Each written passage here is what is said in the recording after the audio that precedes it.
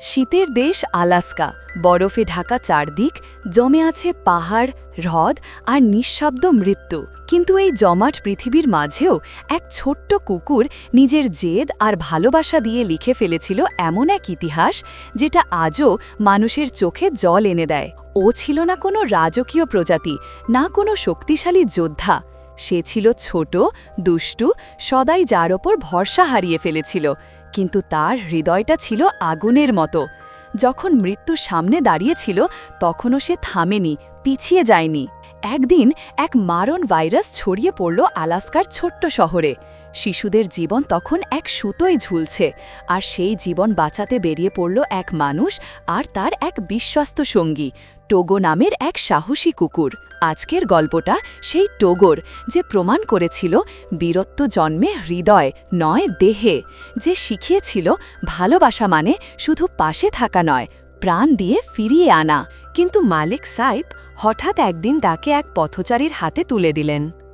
দুর্ভাগ্যবশত সেই মানুষটা বুঝতেই পারল না এই ছোট্ট কুকুরটার মূল্য।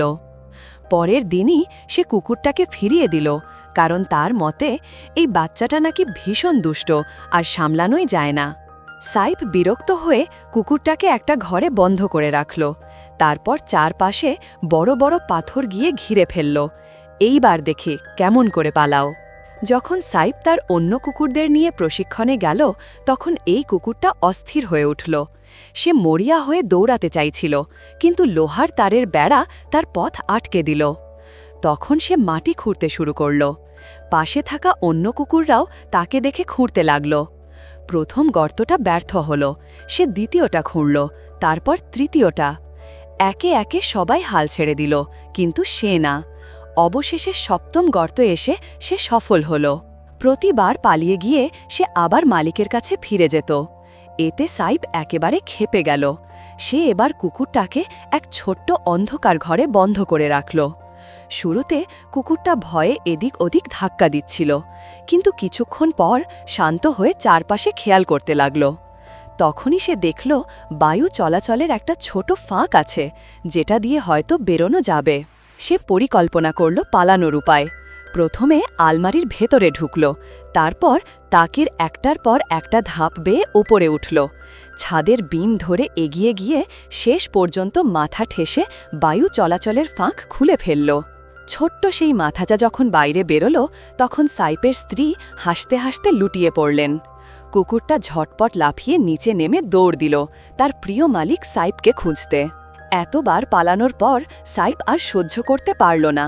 স্ত্রীর আপত্তি উপেক্ষা করে সে কুকুরটাকে অনেক দূরে নতুন এক জায়গায় পাঠিয়ে দিল। নতুন মালিকও তাকে সঙ্গে সঙ্গে ঘরে আটকে রাখল। ঘরটা সুন্দর হলেও কুকুরটার মন শুধু ফিরে যেতে চাইছিল। হঠাৎ সে জানালার দিকে তাকাল, কয়েক পা পেছনে গেল আর দৌড়ে ঝাঁপিয়ে পড়ল জানালা ভেঙে। সে দৌড়াল কয়েক 10 কিলোমিটার পথ পেরিয়ে গেল। কেউ জানে না সে কিভাবে দিক চিনল, কিন্তু তার মন জানত সাইপের কাছে ফিরতে হবে। পর্বতমালার মাঝে তখন সাইপ প্রশিক্ষণ দিচ্ছিল। হঠাৎ পরিচিত এক ডাক কানে এলো। ওপরে তাকিয়ে সে দেখল ঠিক তাই, সেই কুকুর। বিস্ময় তাকিয়ে রইল সাইপ। কুকুরটার পায়ে কাচের কাটা দাগ, কিন্তু মুখে আনন্দ। সেই মুহূর্তে সাইপের মন নরম হয়ে গেল। সে কুকুরটাকে বুকে টেনে নিল, ঠিক করল আর তাকে বুড়ে পাঠাবে না। সাইপ চাইল কুকুরটা বিশ্রাম নিক, কিন্তু সে লাফ দিয়ে নেমে গেল সোজা দলের সামনে। সে চায় নেতৃত্ব দিতে। সাইপ বলল, তুমি এখনো প্রস্তুত না, বলে তাকে শেষের দিকে বসিয়ে দিল।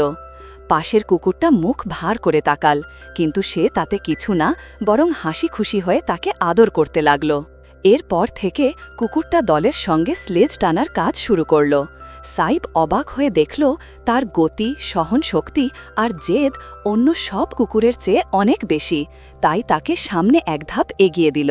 ধীরে ধীরে কুকুরটা হয়ে উঠল দলের নেতা। সাইপের স্ত্রী আনন্দে হাসল, কারণ এই ছোট্ট দুষ্ট কুকুরটাই প্রমাণ করল যাকে কেউ গুরুত্ব দেয়নি, সেও একদিন তার সামর্থ্য দিয়ে সবার মন জয় করতে পারে। সাইপ তার নাম রাখল টোগো। এরপর থেকে টোগো হয়ে উঠল তার সবচেয়ে বিশ্বস্ত সঙ্গী। 1 বছর পর তারা একসঙ্গে অংশ নিল আলাস্কার স্লেজ প্রতিযোগিতায়, আর সেখানে টোগো দলকে জিতিয়ে এনে দিল চ্যাম্পিয়নশিপের মুকুট। কিন্তু সাইপ জানত না তার নেওয়া একটা সিদ্ধান্তই বদলে দেবে তাদের দুজনের ভাগ্য। ছোট্ট এক শহরে হঠাৎ ছড়িয়ে পড়ল সাদা বানর ভাইরাস নামের এক মারাত্মক রোগ। কয়েকজন শিশু এতে আক্রান্ত হল। এই ভাইরাসে মৃত্যুর হার ছিল খুবই বেশি। মাত্র কয়েক দিনের মধ্যেই 5 জন শিশুর মৃত্যু ঘটল। রোগটা থেকে বাঁচার একমাত্র উপায় ছিল এক বিশেষ রক্তের সিরাম, কিন্তু সেটি ছিল 400 মাইল দূরের শহরে। তার ওপর শীতকাল প্রায় এসে গেছে, আর এক বিশাল তুষার ঝড়ের আশঙ্কা দেখা দিয়েছে। এমন আবহাওয়ায় কোনো বিমানই ওদিকে যেতে পারবে না। ঠিক তখনই সিরাম পৌঁছে দেওয়ার দায়িত্ব দেওয়া হলো সাইপকে। এটা ছিল জীবনের সঙ্গে মৃত্যুর এক দৌড়। তখন টোগোর বয়স 12 বছর। একজন বৃদ্ধ কুকুরের মতোই সে তখন অনেকটা ক্লান্ত। সাইপের স্ত্রী তাকে অনুরোধ করল, তাকে আর নিয়ে যেও না, সে এখন অনেক বয়স্ক। কিন্তু সাইপ জানত টোগো ছাড়া এই বিপজ্জনক পথে সে কখনো সফল হতে পারবে না। পরদিন সকালে পুরো শহরের মানুষ জড়ো হয়ে সাইপকে বিদায় জানালো। তাদের চোখে ছিল আশা আর আতঙ্ক, কারণ তাদের সন্তানের জীবন এখন এই মানুষটার হাতে। সাইপ জানত এবার ব্যর্থ হওয়া মানে মৃত্যু। তুষারঝড়ে ঢাকা পথে তারা এগিয়ে চলল। পথে এক সময় তারা এক ভয়ঙ্কর খাদের কিনারে পৌঁছে গেল। বরফে ঢাকা মাটি হঠাৎ ফেটে যেতে লাগল। স্লেজ গাড়িটা একদম প্রান্তে এসে থেমে গেল। খাদের সঙ্গে তাদের দূরত্ব তখন মাত্র 1 মিটার।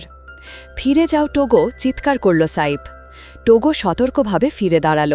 পা পিছলে গেলেও সে ধীরে ধীরে ওপরে উঠতে লাগল। সে বাকি কুকুরগুলোকেও টানতে চেষ্টা করল, কিন্তু সবাই এত ভয় পেয়েছিল যে এক জায়গায় স্থির হয়ে পড়েছিল। শেষ পর্যন্ত টোগো নিজের সমস্ত শক্তি জড়ো করল। রক্ত ঝরতে লাগল তার থাবা থেকে, কিন্তু সে থামল না। ঠিক তখনই অন্য কুকুরগুলো সাহস পেল। একে একে তারা টানতে শুরু করল। অবশেষে টোগোর অদম্য চেষ্টায় স্লেজ গাড়িটা ওপরে উঠে এলো। প্রাণে বাঁচল সবাই, একজন মানুষ আর 11টা কুকুর। টোগো ক্লান্ত শরীর নিয়ে এগিয়ে এলো। আলতো করে সাইপের মুখ চেটে দিল, যেন বলছে, চিন্তা করো না, আমি ঠিক আছি।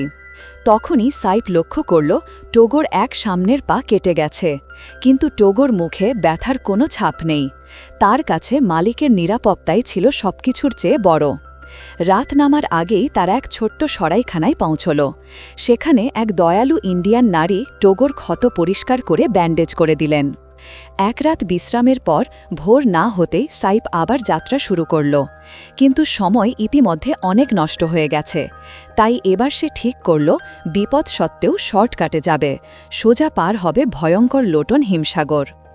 বরফের স্তর তখন বেশ পুরু, তাই শুরুতে তারা সহজেই এগোতে লাগল। কিন্তু কিছু দূর যেতেই হঠাৎ চারপাশে বিকট আওয়াজ, বরফ ফেটে যাচ্ছে।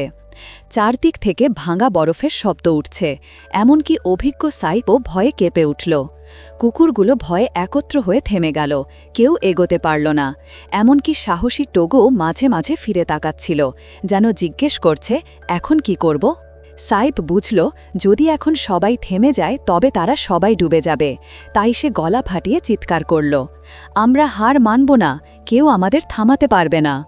এভাবেই শুরু হল টোগোদের জীবনের সবচেয়ে কঠিন অধ্যায়, মৃত্যুর মুখে দাঁড়িয়েও না হারার লড়াই।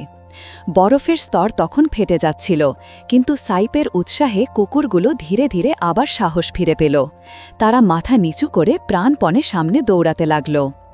এই সময় সাইপ আর টোগোর এই বিপজ্জনক অভিযানের খবর সংবাদ মাধ্যমে ছড়িয়ে পড়ল। পুরো শহর উদ্বেগে কাঁপছিল। সবাই আলোচনা করছিল, ওরা কি পারবে ফিরে আসতে?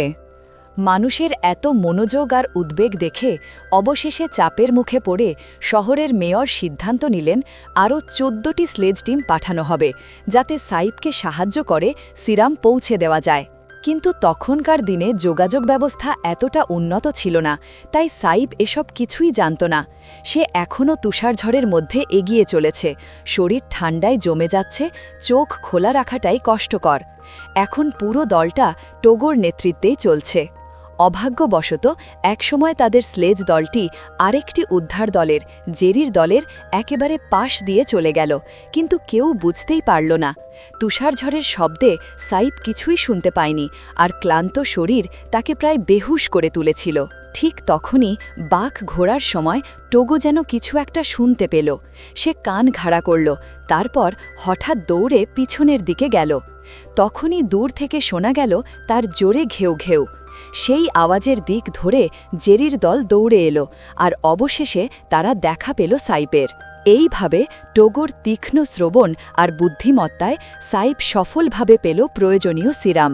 একটা বিশ্রামকেন্দ্রে পৌঁছে সাইপ ক্লান্ত টোগোর মাথায় হাত বুলিয়ে দিল। এক সহকারী মানুষটা মায়াভরে বলল, ওকে এখানে রেখে যান না, ও তো অনেক বুড়ো হয়ে গেছে, বাকি পথটা অন্য কোনো তরুণ কুকুর সামলাতে পারবে। কিন্তু সাইপ হঠাৎ রেগে উঠল, না, টোগো আমার দলের আত্মা, সে না থাকলে এই যাত্রা আজ এখানেই শেষ হয়ে যেত। এক রাত বিশ্রাম নিয়ে তারা আবার যাত্রা শুরু করল। সাইপ জানত যত তাড়াতাড়ি সে সিরাম পৌঁছে দিতে পারবে ততই বাচ্চাদের বাঁচার সম্ভাবনা বাড়বে। পিছনে দাঁড়িয়ে থাকা উদ্ধার দলটা দেখল সাইপ আবার ফিরে যাচ্ছে সেই ভয়ঙ্কর বরফের সমুদ্রের দিকে। সবাই অবাক হয়ে গেল, কারণ আগেরবারের তুলনায় এবার বরফ আরও বেশি পাতলা। তাপমাত্রা তখন -60 ডিগ্রি, কিন্তু ঝড়ের তীব্রতা এত বেশি যে বরফের পুরো স্তরগুলো একের পর এক ফেটে যাচ্ছে। এক ভুল পদক্ষেপ মানেই মৃত্যু। তবুও টোগো থামল না, সে দৌড়াতে লাগল, নেতৃত্ব দিতে লাগল পুরো দলকে। কিন্তু হঠাৎ তারা দেখল সামনে কোনো পথই নেই। আরও খারাপ হল, সাইপের কম্পাসও নষ্ট হয়ে গেছে। এখন শুধু দুই দিক, বাম আর ডান, কোনটা ঠিক দিক সে জানে না। তখন সে তাকিয়ে রইল টোগোর দিকে। এখন তাদের বাঁচাতে পারবে একমাত্র এই কুকুরটাই। টোগো হঠাৎ পিছনে ফিরে এক মুহূর্তের জন্য বাতাসের গন্ধ শুকল, তারপর দৃঢ়ভাবে ঘুরে দাঁড়ালো ডান দিকের পথে। সাইপ চিৎকার করে উঠল, ভালো করছো টোগো, যাই হোক না কেন হাল ছেড়ো না, যদি কিছু হয় আমাকে ক্ষমা করো, শক্ত হয়ে থাকো টোগো। তুষারঝড়ের মাঝে হারিয়ে যাচ্ছিল তাদের কণ্ঠ, কিন্তু সেই মুহূর্তে মানুষ আর কুকুর দুজনের হৃদয় এক হয়ে গিয়েছিল শুধু একটাই লক্ষ্য নিয়ে, বাঁচিয়ে আনতে হবে সেই শিশুদের প্রাণ। মারণ ঠান্ডা আর তুষারঝড়ের মধ্যে টোগো শেষবারের মতো নিজের সমস্ত শক্তি দিয়ে স্লেজ টেনে তুলল, কিন্তু সেই একবারের টানেই যেন শরীরের সব শক্তি ফুরিয়ে গেল। তারা এক সরাইখানায় এসে পৌঁছল বিশ্রামের জন্য। সাইপের চোখে তখন ঘুম আর ক্লান্তি জমে আছে। সে আর ধরে রাখতে পারল না, স্লেজের ওপরেই মাথা নামিয়ে গভীর ঘুমে তলিয়ে গেল। কে জানে কতক্ষণ কেটে গেছে। হঠাৎ ঘুম ভেঙে সে দেখল স্লেজ থেমে আছে, চারপাশে নিস্তব্ধতা, সব কুকুর মাটিতে শুয়ে পড়েছে, কেউ নড়ছে না। সাইপের বুক কেঁপে উঠল। সে দৌড়ে গেল টোগোর কাছে, দেখল সেইও মাটিতে পড়ে আছে, নিঃশব্দে, ক্লান্তিতে ভেঙে পড়া। কাঁদো গলায় বলল, আরেকটু শুধু টোগো, আরেকটু ধৈর্য ধরো, আমরা প্রায় পৌঁছে গেছি, এখন থেমে গেলে আমরা সবাই শেষ। কিন্তু এবার টোগো আর নড়ল না, তার দেহ কাঁপছে ঠান্ডায়, চোখ আধ খোলা। সাইপ অসহায় হয়ে বসে পড়ল বরফের ওপর, চোখে জল জমে গেল। ঠিক তখনই পেছন দিক থেকে এলো এক ক্ষীণ আলোর ঝলক, তুষারের মধ্যে কারো লণ্ঠনের আলো। সাইপ ফিরে তাকালো, দেখল সরাইখানার এক কর্মচারী এগিয়ে আসছে। তখনই সে বুঝল টোগো তাদের গন্তব্যে পৌঁছে দিয়েই থেমে গেছে, নিজের কাজটা শেষ করেই সে নিঃশেষ হয়ে পড়েছিল। সিরাম নিরাপদে পৌঁছে গেল, অন্য দল তা নিয়ে ফিরে গেল শহরে। অসংখ্য শিশুর জীবন রক্ষা পেল। কিন্তু খবরের কাগজে, ছবিতে মানুষের মুখে যে নাম ছড়িয়ে পড়ল সে ছিল বাল্টো, শেষ টিমের কুকুরটি। টোগোর নাম কেউ জানল না, কারণ সে তখন বাড়িতে মৃত্যুর সঙ্গে লড়ছে। এই অভিযানে মোট ২০টি স্লেজ দল অংশ নিয়েছিল। ১৯টি দল গড়ে ৫০ কিলোমিটার করে পাড়ি দিয়েছিল, কিন্তু টোগো আর সাইপের দল একাই অতিক্রম করেছিল ৪২৫ কিলোমিটার। মৃত্যুর মুখে দাঁড়িয়ে সত্যিকারের বীরত্বের ইতিহাস তৈরি করেছিল। সাইপ কোনোদিন অভিযোগ করেনি, শুধু তার একটাই কষ্ট, এই যাত্রায় টোগোর সামনের পা একেবারে নষ্ট হয়ে গেছে। তবুও জীবনের বাকি সময়ে টোগো প্রতিদিন তার পাশে বসে থাকত, যেন চোখে চোখে রাখত তার প্রিয় মালিককে। কিন্তু একদিন সাইপ আবার কাজে বেরোতে লাগল। এবার টোগোকে সঙ্গে নেওয়া সম্ভব ছিল না। বয়স্ক শরীর, আহত পা, তবুও তার মন যেতে চাইছিল। সাইপ বেরিয়ে গেল নতুন দলের সঙ্গে, আর টোগো চুপচাপ বসে রইল দরজার সামনে। তারপর যেন হঠাৎ পুরনো দিনের স্মৃতি জেগে উঠল তার ভেতরে। সে আহত পা টেনে টেনে উঠে দাঁড়ালো, মুখ দিয়ে দরজার হাতল ঘুরিয়ে ফেলল, যেভাবে বহু বছর আগে করেছিল সেই রকমই। তারপর ধীরে ধীরে এক পা করে আবার দৌড়াতে শুরু করল সাইপের দিকে। প্রথমে পা কাঁপছিল, তারপর যেন ব্যথা ভুলে গেল। বাতাসে উড়তে লাগল তার লোম, মুখে সেই চেনা আত্মবিশ্বাস। সামনের দিকে তাকিয়ে সাইপ হঠাৎ শুনল পরিচিত সেই ডাক। ঘুরে দেখল বরফের ওপর দৌড়ে আসছে টোগো, ঠিক আগের মতোই, চোখে আগুন, মুখে হাসি, হৃদয়ে সেই চিরন্তন বিশ্বস্ততা নিয়ে। সাইপের চোখ ভিজে উঠল।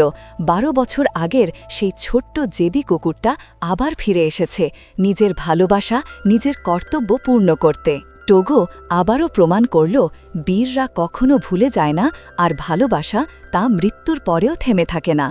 আজকের গল্পটা শুধু এক কুকুরের নয়, এটা ছিল বিশ্বাস, ভালোবাসা আর আত্মত্যাগের প্রতীক। টোগো হয়তো কথা বলতে পারত না, কিন্তু তার কাজই বলে দিয়েছিল ভালোবাসা মানে কখনো হাল না ছাড়া, যতই কষ্ট হোক না কেন। সে শুধু তার মালিককেই বাঁচায়নি, বাঁচিয়েছে এক শহরের অসংখ্য শিশুর জীবন। যখন সবাই তাকে তুচ্ছ ভেবেছিল, তখন সে নিজের সাহস দিয়ে প্রমাণ করেছিল বীর হওয়া মানে শক্তি নয়, মন আর ভালোবাসাই আসল শক্তি। এই গল্পটা আমাদের শেখায়, যে কেউ তোমাকে ছোট ভাবুক না কেন, তুমি যদি মন দিয়ে চেষ্টা করো, একদিন তুমিও নিজের জায়গা তৈরি করে নিতে পারবে। তোমরা ভিডিওটা দেখে কি শিখলে সেটা কমেন্ট বক্সে জানিয়ে দিও। তোমাদের মতামতই আমাদের এগিয়ে যেতে অনুপ্রেরণা দেয়। আর হ্যাঁ, এমন আরও অনুপ্রেরণাদায়ক গল্প পেতে চ্যানেলটা সাবস্ক্রাইব করে পাশে থেকো। ভালো থাকো, সুস্থ থাকো, আল্লাহ হাফেজ।